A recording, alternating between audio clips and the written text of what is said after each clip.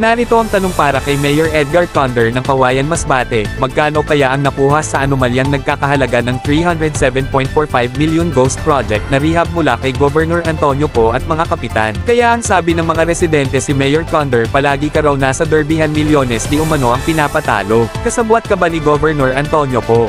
Bago yan muli nating balikan ang ilan sa mga bayang na ating nailabas sa ating mga balita, ang probensya ng Masbate ay laman ng mga pahayagan, mula sa national media, at sa iba't ibang website. Ang mga balitang ito ay tungkol sa bilyon-bilyon di umanong mga ghost project ni Masbate Governor Antonio Poe. Lumalabas rin sa mga balita na ito ay na-dismiss dahil sa premature ayon sa COA di umano. Pero nung ating inosisa sa kinauukulan ay lumalabas na ang mga kasong plunder o pangdarambong ni Governor Antonio Poe sa mga Masbateño na patuloy at kasalukuyamang nakaapila na sa Court of Appeal. At ito naman ay tinatigan ng korte, kaya ikinatuwa ng mga Masbateñong mahihirap, na pilit na nagbabuwis para lamang sa ikakaunlad ng probensya. Ngayong ito ay naiproseso na muli ang mga kaso laban kay Governor Antonio Poe at sa iba pang mga opisyal ng Kapitolyo. Dito na tayo magtatanong.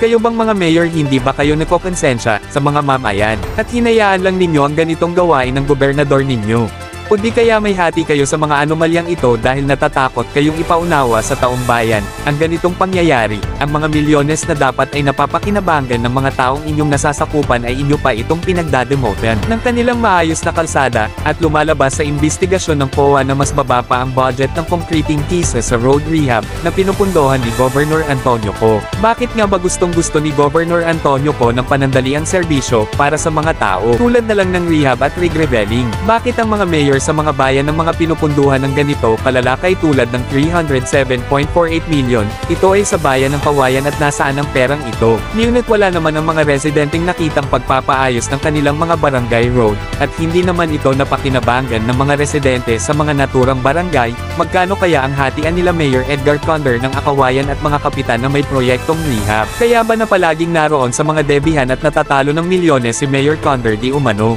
Ayon sa mga residente at mga kapitan na nagpapaganda ng mga bahay at namimili ng mga lupain, ayon sa mga residenteng pinagkaaitan ng serbisyo. Para sa mga susunod na update maaring i-follow lamang ang page na ito.